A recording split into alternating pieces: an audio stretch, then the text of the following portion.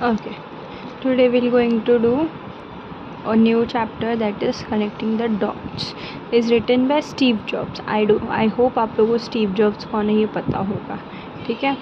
Steve Jobs 1955 to 2011 was an American entrepreneur. कौन थे? American entrepreneur थे. Business magnet, inventor and industrial designer. He was the chairman, chief executive officer and को founder of Apple ink. ठीक है, ये कौन थे? चेयरमैन थे, चीफ एग्जीक्यूटिव ऑफिसर भी थे, को फाउंडर भी थे. किसके? Apple ink. इंक मतलब क्या? इनकॉर्पोरेट. ओके, एप्पल कंपनी के को founder. He is widely recognized as one of the pioneer of microcomputer revolution of the 1970s and 1980s. ठीक है, ये एक रिवॉल्यूशन, एक बोलते हैं ना, माइक्रो कंप्यूटर में एक रेवोल्यूशन लेकर आए. वो रेवोल्यूशन कब आया? 1970s टू एंड 1980s में. ठीक है, आज हम लोग सब इनके बारे में थोड़ा पढ़ेंगे. Today I want to tell you 3 stories from my life. That is just 3 stories. The first story is about connecting the dots. The dropout of Reed College after the first 6 months, but they stayed around as a drop-in for another 18 months before I really quit. Looking back, it was one of the best decisions I have ever made. I could stop taking the required classes that didn't interest me and being dropping in one on the ones that looked interesting. ठीक है, उन्होंने क्या बोला कि मैं आपके लिए 3 story लेकर आया हूँ. उसमें से जो पहला स्टोरी है वो है connecting the dots. Connecting the dots यानी कि वो ड्रॉप आउट है. ड्रॉप आउट मतलब, अगर आपको पता हो, अगर आप आगे चल के अगर तो कॉलेज में ये ड्रॉप आउट लगता है जब आप 3 सब्जेक्ट से ज़्यादा में आप फेल हो जाते हो, लाइक ग्रेजुएशन करने के टाइम पे. तो जब आप 3 सब्जेक्ट से ज़्यादा में फेल हो जाते हो तो आपको ड्रॉप कर दिया जाता है. ड्रॉप यानी कि आप लेक्चर नहीं अटेंड कर पाते हो, but you can give the exams. Okay, तो ये चीज़ उनके साथ हुई थी. कौन से कॉलेज में? रीड कॉलेज में.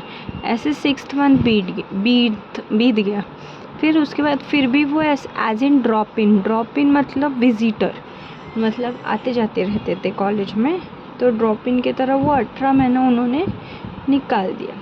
उन्होंने मतलब ऐसे रियली क्विट नहीं किया था, मतलब ऐसा बोलते हैं ना, लोगों के सपोर्ट से उन्होंने वो ड्रॉप इन की तरह वहाँ पे रहते थे. और वो ऐसे क्लासेस अटेंड करते थे जो उनको अच्छा लगता था. ऐसा नहीं कि जो उनके फील्ड का है वही वो पढ़ते थे, नहीं, जो उनको अच्छा लगता था, जिसमें उनकी इंटरेस्ट थी, वो भी जाके वो भी क्लासेस वो अटेंड करते थे. I didn't have a drawn room. ठीक है, उनके पास ड्रॉम रूम नहीं था. ड्रॉम रूम मतलब हॉस्टल में एक रूम. ठीक है, so I slept on the floor in friends room. वो अपने फ्रेंड्स के रूम के ज़मीन पे सोते थे. ठीक है, I returned coke bottle for the 5 cent deposit to buy food with one and would walk 7 miles across town every Sunday night to get one good meal a week at the Hare Krishna temple. ठीक है, ये खाना proper खाते नहीं थे, तो weekdays में क्या करते थे. पहले क्या होता था मालूम है? जब कोक की बॉटल हम लोग ख़रीदते थे ना, कांच की, स्पेशली हमारे यहाँ पे ऐसा होता है कि जब हम लोग कांच की कोक की बॉटल ख़रीदते तो उसके ऊपर के वो जब कोक की बॉटल हम रिटर्न करते थे कांच की, तो हमको पैसे वापस मिलते थे. वो पैसे इन्होंने जमा करके उससे इन्होंने खाना ख़रीदा. कितना दूर चल के? 7 miles. टाउन में से 7 miles वो संडे रात में सिर्फ इसलिए जाते थे क्योंकि उनको अच्छा खाना खाने को मिले. कहाँ पे? Hare Krishna temple. I loved it and much of what I stumbled into my following my curiosity and intuition turned out to be priceless later on. Your one example. वो कुछ अपने लाइफ का कोई एग्ज़ाम्पल बता रहे. ठीक है, ये था कि read college offered perhaps the best calligraphy instruction in the country. Because I had to take a calligraphy class, I learned about serif and sans serif typefaces, about what makes great typography great. ठीक है, उनके college में calligraphy classes होते थे. जब वो calligraphy classes उनको join करना था तो उन्होंने क्या किया, सेरिफ और सेंस सेरिफ यानी कि ये एक टाइप ऑफ फॉन्ट होते हैं, फॉन्ट्स है, ये टाइप ऑफ फॉन्ट्स है, वो उन्होंने वहाँ पे सीखा. ठीक है. The 10 years later, when we were designing the first Macintosh computer, it all came back to me and we designed it all into the Mac. If I had never dropped in on that course in college, the Mac would have never had multiple typefaces or, for the matter, even proportionally spaced fonts. ठीक है. तो यहाँ पे क्या हुआ, 10 साल बाद जब वो अपना पहला कंप्यूटर डिज़ाइन करने लगे, वो क्या था, मैक था. तो वो फ़ॉन्ट उनके काम आया. जो मैक, अगर आप मैक को बहुत अच्छे से जानते हो, भले ही यूज़ ना करते हो, लेकिन अगर उसके फीचर्स को आप जानते हो, तो मैक में डिफरेंट टाइप्स के फ़ॉन्ट्स हैं. वो क्यों है, क्योंकि इन्होंने कॉलेज में क्या सीखा था, कैलीग्राफी. सेरिफ, सेंस सेरिफ टाइपफेसेस जो सीखे थे, वो उन्होंने क्या किया, मैकबुक में यूज़ किया. ठीक है. वो डिफरेंट टाइप के जो टाइपफेसेस थे, वो बिकॉज इसके वजह से थे क्योंकि उन्होंने कॉलेज में कैलीग्राफी सीखी और 10 साल बाद उसी कैलीग्राफी को उन्होंने मैकबुक में कन्वर्ट किया. ओके. इसीलिए बोलते हैं ना कि नॉलेज कभी वेस्ट नहीं होती है, चाहे वो कैसी भी नॉलेज हो, अच्छी, बुरी, यूज़फुल, अनयूज़फुल, कोई कैसी भी नॉलेज हो, कभी भी बेकार नहीं जाती. बताओ, 10 साल पहले उन्होंने वो टाइपफेसेस सीखे थे और 10 साल बाद उनको वो काम आया. And since window just copied Mac, Windows ने क्या किया, मैक को कॉपी किया. It likely no personal computer would have them. कोई भी पर्सनल कंप्यूटर जो थे, उनके पास ऐसा कुछ भी नहीं था. Of course it was impossible to connect the dots looking forward. Link connect करना ये इम्पॉसिबल था आगे देखते हुए. ठीक है. When I was in college, but it was a very clear looking backward. 10 years later, you can't connect the dots looking forward. जब हमको कोई डॉट कनेक्ट करना है तो हम पीछे देख के ही उसको कनेक्ट कर सकते हैं. कभी भी हम उसको आगे चल के नहीं, ऐसे आगे देख के. हम लोग जो पास्ट में सीखे होते हैं, वो हमारे फ्यूचर में या प्रेजेंट टाइम में कब काम आ जाए, वो हमको भी नहीं मालूम होता है. ठीक है. You can only connect them looking backward. So you have to trust that dots will somehow connect in your future. आपको इस चीज़ का ट्रस्ट होना चाहिए कि आज मैं अगर कोई चीज़ कर रहा हूँ तो उसका बेनिफिट मुझे इन फ्यूचर मिलेगा ज़रूर. You have to trust in something, your guts, destiny, life, karma, whatever. This approach has never let me down and it has made all the difference in my life. अपने अंदर की हिम्मत, destiny, ज़िंदगी, आपके कर्मा, सारी कुछ सब एक दिन आपके क्या होंगे, आपको अप्रोच करेंगे और कभी भी आपको नीचे गिरने नहीं देंगे. ये उनके लाइफ की चेंज थी. My second story is about love and loss. I found what I love to do early in life was Steve Wozniak I started Apple when I was 20। ठीक है, सेकेंड स्टोरी है इनकी, वो थी love and loss की। इनकी life में कौन आया? Was Steve Wozniak. उसके बाद इन्होंने 20 साल की उम्र में एप्पल जैसी कंपनी स्टार्ट की। इन 10 years Apple had grown from just the two of us in a garage into a 2 million company, and then I got fired. It was devastating. 10 साल में एप्पल की कंपनी जस्ट दुगनी grow हुई। Start कहाँ से हुआ था? एक गैराज से। उस गैराज से स्टार्ट हुई company 2 billions company, 2 billions crore की कंपनी, यानी कि 2 बिलियंस कंपनी के इस पे पहुंच गई। बट क्या हुआ? स्टीव जॉब्स फायर हो गए, यानी कि उनको जॉब से निकाल दिया गया। ये उनके लिए क्या था? डिवास्टिंग, यानी कि एक शॉक, एक स्ट्रेस, बर्बाद हो गया सब कुछ, ऐसा उनके माइंड में चल रहा था। But something slowly begins to dawn on me. I still love what I did, and so I decided to start over. But ऐसा हो गया ना कि उनको कुछ चीज़ें क्लियर होने लगी। भले वो उनको जॉब से निकाल दिया गया, ये चीज़ें हुई, बट उनको एक चीज़ क्लियर हुई, ये क्लियर हुआ उनको कि वो अभी भी उसी चीज़ से प्यार करते हैं या उसी चीज़ को पसंद करते हैं जो चीज़ उनको पहले से पसंद थी। तो उन्होंने उसी चीज़ को लेके अपनी लाइफ को फिर से स्टार्ट किया। The heaviness of being successful was replaced by the lightness of being a beginner again. एक हैवीनेस रहता है ना सक्सेसफुल होने का, उस सक्सेसफुल की हैवीनेस को थोड़ा सा हल्का कर दिया ये बोल के कि एज अ बिगनर फिर से सारी चीज़ें स्टार्ट करनी पड़ेगी।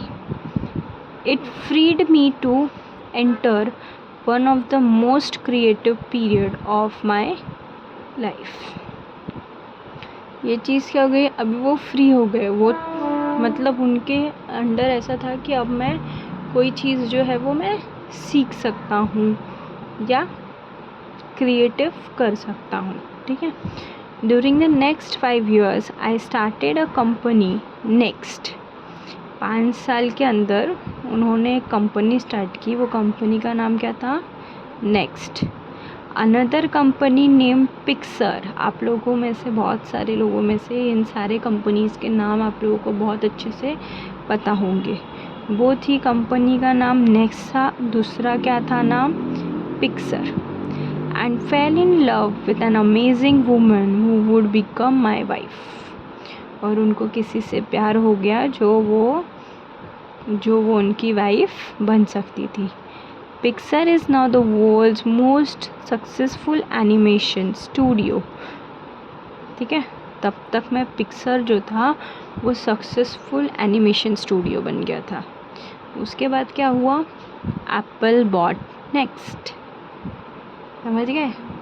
अगर आपके अंदर कोई विल पावर है, आपके अंदर काबिलियत है, तो आप सब कुछ कर सकते हो। एक वक्त ऐसा था कि एप्पल से ही उनको निकाल दिया गया था।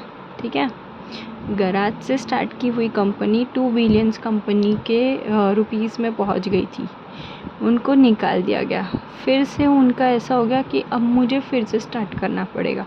5 साल के अंदर उन्होंने एक कंपनी स्टार्ट की जिसका नाम था नेक्स्ट के बाद स्टार्ट किया पिक्सर, जो आज भी एनिमेशन स्टूडियो यानी कि एनिमेशन के दुनिया में उसका नाम है। ठीक है, उसके बाद जब वो चीज़ सक्सेसफुल हो गई तो नेक्स्ट कंपनी किसने खरीद ली? एप्पल ने खरीद ली। ठीक है। I return to Apple and the technology we developed at NeXT is at the heart of the Apple's current residence. जब एप्पल ने नेक्स्ट को खरीद लिया तो एप्पल में वो वापस आ गए। ठीक है, और जब वो एप्पल में वापस आए, जो उन्होंने नेक्स्ट में जो टेक्नोलॉजी यूज़ की थी, उस टेक्नोलॉजी को उन्होंने एप्पल में क्या किया, फिर से स्टार्ट किया, यानी कि रीबर्थ, यानी कि रिवाइव किया। जो चीज़ वो नेक्स्ट में करते थे वो चीज़ उन्होंने एप्पल में करना चालू किया। And Lawrence and I have a wonderful family together. Lawrence कौन है, जो वो बोल रहे थे ना कि आई फेल इन लव, तो वो किसके साथ प्यार में पड़े थे, लॉरेंस के। उन्होंने शादी की और उनकी एक बहुत ही वंडरफुल सी फैमिली हो गई, ठीक है। Sometime life hits you in a head with a brick, ये एक स्लोगन है। वो क्या बोल रहे हैं, कभी कभी आपकी लाइफ जो है, आपकी लाइफ जो है आपको ही सर पे ईंट से मारती है, ठीक है, पत्थर से। Don't lose hope, faith. The only way to do great work is to love what you do. अगर आपको कुछ अच्छा करना है, आपके काबिल का कुछ करना है, तो वही करो जो आपको पसंद है। If you have found it yet keep looking, don't settle.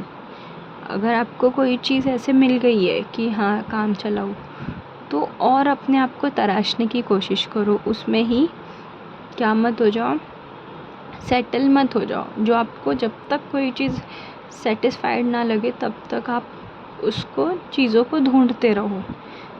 Okay, my third story is about death. Third story क्या बता रहे, वो अपने डेथ के बारे में। About a year ago I was diagnosed with cancer. My doctor advised me to go home and get my affairs in order. कुछ साल पहले वो उनको कैंसर की बीमारी हो गई थी और डॉक्टर ने क्या एडवाइस दिया कि आप घर जाके अपने जो भी काम पेंडिंग है उसको कंप्लीट कर लो, which is doctors code for prepare to die. वो कोड वर्ड में डॉक्टर ने उनको ये बता दिया कि जस्ट प्रिपेयर टू, मरने के लिए तैयार हो जाओ। I lived with that diagnosed all day. वो उस डायग्नोसिस, उस कैंसर की बीमारी के साथ वो रोज़ जी रहे थे। Later that evening I had a biopsy. उसी दिन शाम को क्या हुआ, उनका बायोप्सी हुआ। बायोप्सी कैंसर के ट्रीटमेंट, कैंसर के पेशेंट के साथ बायोप्सी होती है, ठीक है। It turned out to be a very rare form of pancreatic cancer. ये एक रेयर फॉर्म था कैंसर का, जो था pancreatic cancer. That is curable with surgery, जिसको हम सर्जरी से क्या कर सकते थे, ठीक कर सकते थे। I had the surgery and I am fine now. उनकी सर्जरी हो गई, अब वो ठीक है। आई होप आप लोग को चैप्टर समझ में आ रहा है। इजी चैप्टर है, अच्छा चैप्टर है। कोई भी डाउट हो तो कमेंट बॉक्स में कमेंट कर सकते हो। This was the closest I have been to facing death, and I hope it's the closest I get for the few more decades. Having lived through it, I can now say this is to you. Your time is limited, so don't waste it living someone else's life. तो उनको ऐसा होता है कि मैंने मौत को बहुत ही करीब से देखा है। तो वो जो उन्होंने मौत को करीब से देखा है, तो वो अभी दूसरे को ये बोल रहे हैं कि आप अपनी लाइफ फुलफ़िल करके जियो। दूसरों की लाइफ जीने से बेटर है आप अपनी खुद की लाइफ अपने तरीके से जियो, क्योंकि लाइफ क्या है, लिमिटेड है। Don't be trapped bye dogma which is living with the result of other people thinking. Dogma में ट्रैप मत हो। डोगमा मीन्स क्या, दूसरे की सोच पे अपनी लाइफ को चलाना, उसमें मत फंसो। ये मत सोचो कि लोग मेरे बारे में क्या सोचेंगे। Don't let the noise of other opinion drawn out. दूसरों के ओपिनियन से आप अपने आप को डुबाओ मत। योर ओन इनर वॉइस, आप अपने अंदर की आवाज़ को दूसरे की आवाज़ से दबाने की कोशिश मत करो। And most important, have the courage to follow your heart and intuition. और सबसे इम्पॉर्टेंट ये है कि आप अपने दिल की बात, अपनी हिम्मत अपनी सोल की आवाज़ को पहले सुनने की कोशिश करो। दे somehow already know what you truly want to become। उसमें से उनको पहले पता होता है, उनको पहले से ही पता होता है कि आपको क्या बनना है। When I was young, there was an amazing publication called The Whole Earth Catalog। जब वो छोटे थे, जब वो यंग थे, तो वो बोल रहे एक अमेजिंग सी पब्लिकेशन आती थी, उसका नाम क्या था? The whole earth catalog. In the final issue on the back cover they put a photograph of an early morning country road. ठीक है, जब वो पूरी कैटलॉग ख़त्म हो जाती थी तो लास्ट में एक फ़ोटो डालते थे जो मॉर्निंग की रहती थी, कंट्री रोड की, एक रोड की सुबह की फ़ोटो थी। Beneath it were the word stay hungry stay foolish। ये वो जब वो मॉर्निंग की फ़ोटो ख़त्म होती थी तो उसमें लिखी हुई रहती थी कि stay hungry stay foolish। It was their farewell message as they signed off। ये उनका फेयरवेल मैसेज होता था जब वो लोग वो कैटलॉग को ख़त्म करते थे। I have always wished that for myself and now as you graduate to being a new, I wish that for you stay hungry stay foolish। ठीक है, तो वो ये चीज़ अपने लिए सोचते थे कि मैं भी हर एक चीज़ के लिए stay hungry stay foolish रहूँ। ठीक है, तो जैसे अब आप जो ग्रेजुएट होने वाले हो, एक न्यू बिगनिंग आपकी भी स्टार्ट होने वाली है, तो हमेशा कैसे रहो? Stay hungry stay foolish. अच्छा, अब इन्होंने किस चीज़ के लिए स्टे हंग्री स्टे फुलिश रहने को कहा है? नॉलेज के लिए, कॉन्फिडेंस के लिए। कभी किसी सामने वाले को दिखाओ मत कि आप नॉलेजेबल हो। कभी किसी को ये मत अपना ओवर कॉन्फिडेंस को अपने ऊपर पावरफुल मत होने दो, हावी मत होने दो। ओके, आई होप आप लोगों को चैप्टर समझ में आया हो। चैप्टर समझ में आया तो मेरे इस वीडियो को लाइक करें, चैनल को सब्सक्राइब करें, वीडियो को ज़्यादा से ज़्यादा शेयर करें। Till then keep learning, happy learning, bye.